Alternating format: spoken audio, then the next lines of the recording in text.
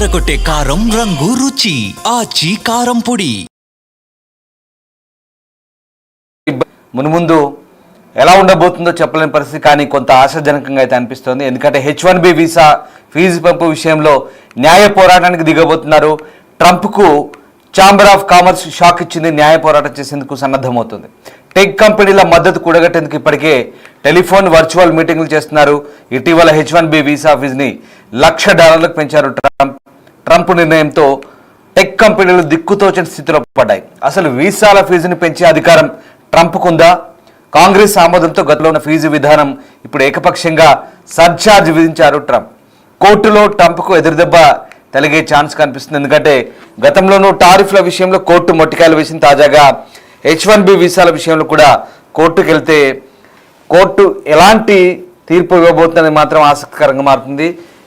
అదే కనుక జరిగితే H1B వీసాలు ఆశిస్తున్న చాలా మందికి ఇది కొత్త ఊరటని చెప్పాలి. నిజంగా H1B వీసాదారులకు త్వరలో ఒక గుడ్ న్యూస్ రాబోతుందని ఆశించే పరిస్థితులు కూడా ఉండబోతున్నాయి. సో మొత్తం మీద H1B వీసా ఫీజు $1,00,000 పెంచుతూ అమెరికా అధ్యక్షుడు ట్రంప్ తీసుకున్న నిర్ణయంపై న్యాయ పోరాటం చేసే అంశాన్ని ఆ దేశ ఛాంబర్ ఆఫ్ కామర్స్ పరిశీలిస్తోంది. ఈ విషయాన్ని బ్లూంబర్గ్ పత్రిక కథనాన్ని వెలువరించింది. ఈ పోరాటానికి ఎన్ని కంపెనీలు మద్దతు ఇస్తాయనే దానిపై ఓ అవగాహనకు వచ్చేందుకు ఛాంబర్ ఆఫ్ కామర్స్లో సభ్యత్వం ఉన్న కంపెనీలతో టెలిఫోన్ వర్చువల్ మీటింగుల్లో చర్చిస్తోంది. ఇక H1B వీసా అధికంగా వినియోగించే టెక్ కంపెనీలు ఏవైతే ఉన్నాయో అవన్నీ కూడా ట్రంప్ నిర్ణయంతో ఇబ్బంది పడుతున్న విషయాన్ని కూడా ఇది సూచిస్తోంది. 2020లో నాన్ ఇమిగ్రెంట్ వీసాల జారీ నిలిపేయాలన్న నిర్ణయాన్ని కూడా యుఎస్ ఛాంబర్ ఆఫ్ కామర్స్ కోర్టులో సవాల్ చేసింది. అంతేకాదు అప్పుడు విజయం కూడా సాధించింది. తాజాగా ఛాంబర్ ప్రతినిధి మ్యాట్ లెటర్నో మాట్లాడారు. తమ సభ్యుల ఆందోళనలు నిరంతరం తమ వద్దకు చేరుతున్నాయన్నారు. ఈ విషయాన్ని అడ్మినిస్ట్రేషన్ దృష్టికి తీసుకెళ్తామంటున్నారు. ఇక ప్రస్తుతం H1B వీసాల ఫీజు పెంపు వల్లే వీసాదారులపైన ఆయన ప్రకటన చేయవచ్చనే ఆందోళన నెలకొన్నాయి. అయితే ట్రంప్ కార్యవర్గం కొన్నిటిపై స్పష్టతలు ఇచ్చినందుకు థ్యాంక్స్ చెప్తూనే మొత్తం మీద ఈ మొత్తం వ్యవహారానికి సంబంధించి కోర్టులో పోరాటం చేస్తామంటున్నారు. H1B వీసాల ఫీజు పెంపుపై ట్రంప్ చేసిన ప్రకటనకు ఉన్న చట్టబద్ధత ప్రశాంతంగా మారింది. ఫెడరల్ ఇమిగ్రేషన్ చట్టం US citizenship and immigration service fees వసూలు చేసేందుకు అనుమతించింది. ఇది కూడా దాని ఖర్చులకు సరిపోయేంత మాత్రమే. కానీ గతంలో ఉన్న ఫీజు విధానాన్ని కాంగ్రెస్ ఆమోదించింది. అవసరమైనప్పుడు దాన్ని సవరిస్తోంది. దీన్ని బట్టి H1B వీసాలపై స్వతంత్రంగా సర్ఛార్జ్ విధించే అధికారం ట్రంప్కు లేదని తెలుస్తోంది. అయితే దీనిపై ట్రంప్ వాదన భిన్నంగా ఉంది. అమెరికా ప్రయోజనాలకు ప్రమాదకరమని భావించిన విదేశీ వ్యక్తులను నిలువరించే అధికారం తనకు ఉందని చెప్తున్నారు. గతంలో కొన్ని ముస్లిం దేశాలపై ట్రావెల్ బ్యాన్ విధించినప్పుడు కూడా ఈ అధికారాన్ని ఆయన వాడుకున్నట్లు ఆ దేశ సుప్రీంకోర్టులో వాదించారు. అప్పుడు న్యాయస్థానం దాన్ని సమర్థించింది. అయితే H1B వీసాల విషయంలో మాత్రం జాతీయ భద్రత కంటే ఆర్థిక ప్రయోజనాలు కనబడుతుండడంతో కోర్టులో అది ఏ మేరకు నిలుస్తుందనేది మాత్రం ప్రశ్నార్థకంగా మారే అవకాశం కనిపిస్తుంది. సో మొత్తం మీద H1B వీసా విషయంలో అయితే అనేక టెక్ కంపెనీలకు సంబంధించి అయితే ఇప్పుడు ఒక ఆందోళన అయితే నెలకొంది. $1,00,000 ఫీజు విధిస్తారు. ట్రంప్ తీసుకున్న ఈ కొత్త ఉత్తర్వులు వన్ టైం ఫీజు చెల్లింపులు సెప్టెంబర్ 21 నుంచి అమల్లోకి వచ్చాయి. అమెరికన్ల ఉద్యోగాల కల్పన, అధిక వేతనాలు, స్కిల్స్ ఉన్న టెక్కీలకు మాత్రమే స్పాన్సర్షిప్ ఇవ్వాలన్న ఆలోచనతో ఈ నిర్ణయం తీసుకున్నట్లుగా ట్రంప్ అడ్మినిస్ట్రేషన్ చెప్తుంది. అయితే ఇలాంటి నిబంధనలు పెడితే అమెరికాలో టెక్ రంగం పరిస్థితి ఏమవుతుంది అనేది మాత్రం ఇప్పుడు క్వశ్చన్ మార్క్. ప్రస్తుతం అమెరికా టెక్ కంపెనీలో సాఫ్ట్వేర్ దిగ్గజాలుగా ఉన్నటువంటి మన సత్య నాదెల్ల కావచ్చు, సుందర్ పిచాయ్ లాంటి వాళ్ళు కూడా గతంలో H1B వీసాలపై వారే కదా. ఇది కూడా అమెరికా ప్రపంచ పోటీతత్వాన్ని తట్టుకోగలదా? మరి యుఎస్లో కార్పొరేట్ భవిష్యత్ నాయకత్వంపై ప్రభావం చూపుదా అనే అనేక సందేహాలు అయితే వెల్లువెత్తున్నాయి. సో H1B వీసాలపై కార్పొరేట్ శక్తులు ఆధారపడే ముఖ్యంగా Amazon, Google, Microsoft, meta, Apple లాంటి దిగ్గజ సంస్థలన్నీ కూడా ఇక తమ వర్క్ ఫోర్స్ను H1B వీసాదారుల నుంచి ఎక్కువగా వర్క్ను తీసుకుంటున్న పరిస్థితి. వాస్తవానికి ఇప్పుడు కార్పొరేట్ అంతా కూడా H1Bలపైన ఆధారపడి డెవలప్ అవుతుంది. నాకు చెప్పాను, మన సుందర్ పిచాయ్ కావచ్చు, సత్య నాదెల్ల కావచ్చు, వీళ్ళంతా కూడా ఒకప్పుడు H1B వీసాల మీద పోయిన వాళ్ళే. మరి అలా పోయి అమెరికన్ సొసైటీని డెవలప్ చేశారు, అమెరికన్ కంపెనీల ఎదుగుదలకు తోడ్పడ్డారు. అంతేకాదు ఇవాళ ఆ కంపెనీలకు అధినాయకులుగా ఎదిగారు పరిస్థితి. సో వాస్తవానికి భారత్ నుంచి H1B వీసాల మీద వెళ్ళిన వాళ్ళంతా అద్భుతమైన మానవ వనరులు, అద్భుతమైన నిపుణులు. సాఫ్ట్వేర్ కావచ్చు, మెడికల్ రంగంలో కావచ్చు, డాక్టర్లు కావచ్చు, ఇంజనీర్ కావచ్చు, ఇతరత్ర మేనేజ్మెంట్ సంబంధించి కావచ్చు, ఫైనాన్షియల్ డిపార్ట్మెంట్ సంబంధించి కావచ్చు, రకరకాలుగా అనేక విధాలుగా సుశిక్షితులైన నిపుణులను మాత్రమే ఇప్పటివరకు అమెరికా తీసుకుంది. అమెరికాలో కూడా వాళ్ళు అంతే స్థాయిలో అమెరికా అభివృద్ధికి దోహదపడుతున్నారు. మరి ఇదంతా ట్రంప్కు తెలియదా? కేవలం భారత్పై అక్కస్తో. ఎందుకంటే 75% ఇండియన్సే ఉన్నారు. H1B వీసాలకు సంబంధించి 75% ఇండియన్సే ఉన్నారు. కాబట్టి ఇండియన్స్ను టార్గెట్ చేసేది తీసుకున్నట్టుగా కనిపిస్తుంది. పెద్ద మొత్తంలో అమెరికన్లకు ఉద్యోగాల కల్పన కోసం అని చెప్తున్నప్పటికి కూడా ఇప్పటికిప్పుడు ఈ నిర్ణయం తీసుకుంటే కనుక ఈ నిర్ణయానికి లోబడి ఇప్పటికిప్పుడు కంపెనీలు కనుక ఫాలో అయితే ఖచ్చితంగా ఫ్యూచర్లో చాలా ఎఫెక్ట్ పడే అవకాశం ఉంది. మరి అప్పట్లోగా నిపుణులను అమెరికా తయారు చేసుకోగలుగుతుందా? అప్పట్లోగా అమెరికన్ యూనివర్సిటీలు వీళ్ళందరినీ కొత్త వాళ్ళని తయారు చేస్తుందా? అది సందేహాస్పదమే. ఏదేమైనా గతంలో కూడా టారిఫ్ల విషయం ఒక ఉదాహరణ చెప్తాను. ట్రంప్ ప్రత్యేక ఆర్థిక అధికారాలను ఉపయోగించి టారిఫ్లు పెంచానని చెప్పాడు. సో సుప్రీంకోర్టు కూడా అదే చెప్పింది. సుప్రీంకోర్టులో ఛాలెంజ్ చేసినప్పుడు ఆ దేశ సుప్రీంకోర్టు నీ ఇష్టం ఉన్నట్టు పెంచడం కాదు, ఆర్థిక అధికారాలను అడ్డం పెట్టుకొని నువ్వు అడ్డగోలుగా వ్యవహరిస్తే మంచిది కాదు, ఇవన్నీ కూడా సస్పెండ్ చేస్తామంటూ సుప్రీంకోర్టు చెప్పింది. దానికి ఏం చెప్పాడు? ఒకవేళ అదే కనుక జరిగితే అమెరికా భవిష్యత్తు నాశనం అవుతుంది, లేదు మీరు చెప్పిన తప్పంటూ సుప్రీంకోర్టుని ఎదిరించే పరిస్థితి. ఇప్పుడు కూడా ఈ విషయంలో కూడా మళ్ళీ అమెరికన్ ఛాంబర్ ఆఫ్ కామర్స్ కనుక కోర్టుకు వెళ్తే కనుక ఇక్కడ కూడా ఖచ్చితంగా ట్రంప్కు ఎదురు దెబ్బ తగిలే అవకాశం ఉంది. ఒకవేళ గతంలో మనం చెప్పుకున్నట్టుగా నేను ట్రావెల్ బ్యాన్ విధించాను, ఇక్కడ కూడా ఆర్థిక ప్రయోజనాలు ముఖ్యంగా కనిపిస్తున్నాయి. ఎందుకంటే వాళ్ళకి ఉద్యోగాలు రావాలి, వాళ్ళకి డబ్బులు మిగలాలి, లేదా ఎక్కువ జీతాలు వాళ్ళకి రావాలి, ఇమ్మీడియట్గా అమెరికన్లంతా ఇంకా పెద్ద కోటీశ్వర్లు కావాలి, అర్జెంటుగా తమ వాళ్ళంతా కోటీశ్వర్లు అయిపోవాలనేది ఆయన కోరిక. అమెరికా గల్లపెట్ట నిండాలి, బాగా డాలర్లు ఉండాలి. అమెరికా గల్లపెట్ట దోచుకుంటుంది ఎవరు?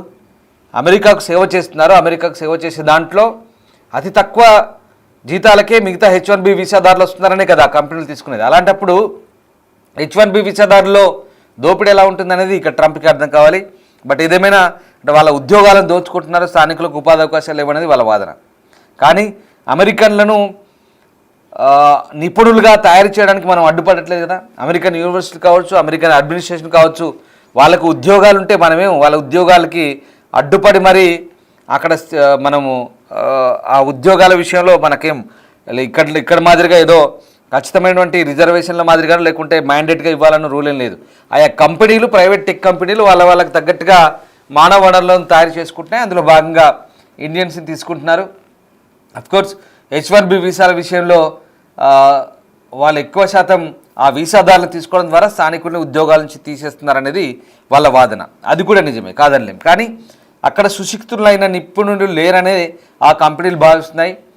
అవుట్ ఆఫ్ అమెరికా వెలుపల ఉన్న వాళ్ళని తీసుకుంటున్న పరిస్థితి. మరి ఇక్కడ కోర్టుకు కనుక వెళ్తే ఛాంబర్ ఆఫ్ కామర్స్, ఎందుకంటే ఖచ్చితంగా ట్రంప్ ఒక వాదనలు ఏమని తెచ్చు. గతంలో ట్రావెల్ బ్యాన్ విధించాం, ఎందుకంటే అమెరికా జాతీయ భద్రతకు ఇది సవాల్గా మారింది, అమెరికాకు మొప్పు ఉంది, అమెరికాకు సెక్యూరిటీ థ్రెట్ ఉందని చెప్పొచ్చు.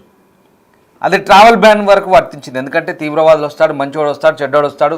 ముఖ్యంగా ఇస్లామిక్ కంట్రీస్ నుంచి చాలామంది వస్తున్నారు, ఆఫ్రికన్ కంట్రీస్ నుంచి వస్తున్నారు, మా దేశానికి సమస్యగా మారుతున్నారంటూ ట్రావెల్ బ్యాన్ విధించారు. టెర్రరిస్టులు ఎవరైనా రావచ్చని భయం. దాంతవరకు సుప్రీంకోర్టు సంబంధించి. కానీ H1B వీసాల విషయంలో నిజంగా అప్లికేబుల్ అవుతుందా? జాతీయ భద్రత అనేది H1B వీసాల విషయంలో నిజంగా కోర్టు సమర్థిస్తుందంటే చెప్పలేని పరిస్థితి. ఎందుకంటే జాతీయ భద్రతకు H1B వీసాలకు ఎక్కడ పొంతలేని విషయం ఇది. ఎందుకంటే ఇది ఆర్థిక అధికారాలను దుర్వినియోగం చేస్తున్నారడానికి ఇది ప్రత్యక్ష నిదర్శనం.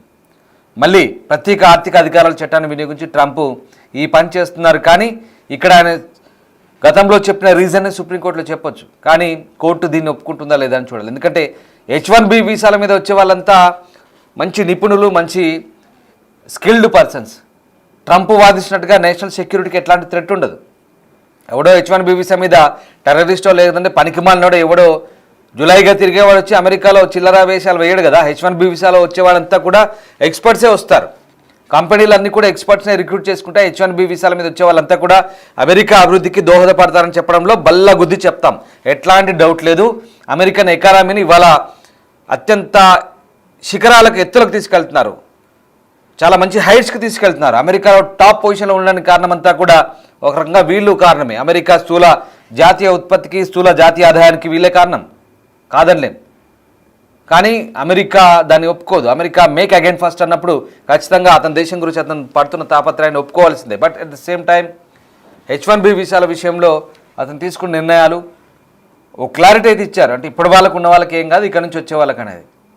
కానీ నిజంగా ఒక రకంగా ట్రంప్ చేస్తున్న విధానాన్ని సమర్థించుతూ అలాగే మిగతా వాళ్ళకి ఇబ్బంది కలుగుతున్న విషయం ఏంటంటే ఇక్కడ టెక్ కంపెనీలు ఇబ్బంది పడే అవకాశం వస్తుంది. ఎందుకంటే చిన్న సాఫ్ట్వేర్ కంపెనీలు కావచ్చు, స్టార్టప్ కంపెనీలు కావచ్చు, ఇక అలాగే మిగతా మానవ వనరులు తీసుకోవాలంటే ఇక్కడ నుంచి $1,00,000 చెల్లించాలి కాబట్టి ఇక కంపెనీల సాధ్యం కాదు. సో ఆ రకంగా ఆలోచిస్తే వాళ్ళ దేశంలోనే వాళ్ళ అమెరికన్ కంపెనీలే డీలా పడిపోయే ఛాన్స్ ఉంది. సో ఆ కంపెనీలు ఇప్పుడు ఛాలెంజ్ చేయబోతున్నాయి. అంటే ట్రంప్ తీసుకున్న నిర్ణయాలు ఇప్పుడు కాకపోయినా భవిష్యత్తులో ఉపయోగపడవచ్చు అమెరికాకి, కాదనిలేం. అమెరికన్స్కి ఉపాధి అవకాశాలు, ఉద్యోగ అవకాశాలు దెబ్బతింటున్నాయనేది వాస్తవం H-1B వీసాల ద్వారా. అట్ ద సేమ్ టైం ఇక్కడ మన ప్రయోజనాల కోసం మనం ఆలోచిస్తుంటే కనుక వాళ్ళ ప్రయోజనాల కోసం వాళ్ళు ఆలోచించుకుంటారు. అందులో తప్పేం లేదు. మేక్ అగైన్ అమెరికా ఫస్ట్ అనేది ట్రంప్ నినాదం. రెండోసారి అధికారంలోకి వచ్చిన తర్వాత ఆయన చేస్తున్న నినాదం ఏదైతే ఉందో దాన్ని బట్టి ఆ US citizenship and immigration services ఏదైతే ఉందో దాని ద్వారా వాళ్ళు తీసుకున్న సరే ఫీజు పెంచారు, అంత బాగానే ఉంది. కానీ అమెరికన్ కాంగ్రెస్ ఇక్కడ ఆమోదం ఉందా? ఇంత చెప్పుకుంటున్నాం, ట్రంప్ తీసుకుంటున్న నిర్ణయానికి అమెరికన్ కాంగ్రెస్ ఆమోదం ఉందా? అమెరికన్ కాంగ్రెస్ ఆమోదిస్తేనే ఇది నిర్ణయం అమల్లోకి వస్తుంది అనేది వాస్తవం. కానీ 21 నుంచి ఆల్రెడీ ఇది ఫీజు పెంపు అనేది ఇప్పుడు 21 తర్వాత అప్లై చేసుకునే వాళ్ళకి అప్లికేబుల్ అంటున్నారు. బట్ ఇప్పుడు అమెరికన్ కాంగ్రెస్ ఏం చెప్తుంది అనేది చూడాలి. అంటే గతంలో వాటిని సవరించుకుంటూ వచ్చారు. ఫీజు లాటరీ విధానం ఉండేది, $1,500 ఉండేది, లేదా $2,500 లోపు కట్టుకునే వాళ్ళు. దాని తర్వాత విడుదల వారీగా కొంచెం పెంపు ఉండేది. ఇప్పుడు మరి అమెరికన్ కాంగ్రెస్ దాన్ని సవరిస్తూ ఫీజును పెంచుతూ ఎంతో కొంత అనుమతి ఇచ్చింది. కానీ ఇప్పుడు ఏకంగా $1,00,000 పెంచారు కాబట్టి మరి దాన్ని ఏం చెప్తారు? రేపు కోర్టు కనుక అడిగితే అమెరికన్ కాంగ్రెస్ కూడా జవాబుదారీగా ఉండాల్సిన పరిస్థితి. సో ఇవన్నీ చూస్తే కనుక కొంత భారతీయులకు ఊరటంగా అనిపిస్తుంది. ఎందుకంటే 75% మనమే ఉంటాం కాబట్టి, అందులో మనమే ఎక్కువగా మేజర్గా ఉంటాం కాబట్టి మనమే దీని గురించి ఎక్కువ ఆలోచించాల్సి, దీని గురించి చర్చించుకోవాల్సింది.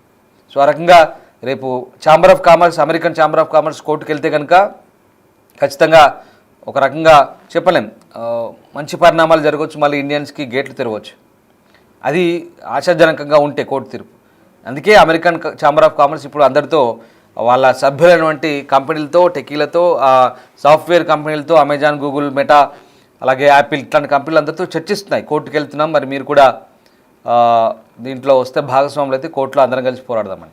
సో వీళ్ళందరి తరఫున కూడా అమెరికన్ ఛాంబర్ ఆఫ్ కామర్స్ పోరాడే అవకాశం కనిపిస్తుంది. ఏదేమైనా భారతీయులకు చూడాలి, ముందు కొంత ఊరట లభిస్తుందా, ఆశాజనకంగా ఉంటుందా, లేదా ట్రంప్ నిర్ణయాన్ని కనుక సుప్రీంకోర్టు సమర్థిస్తే కనుక ఇక దానికి తిరిగి ఉండదు. బట్ చూడాలి ఏం జరగబోతుంది.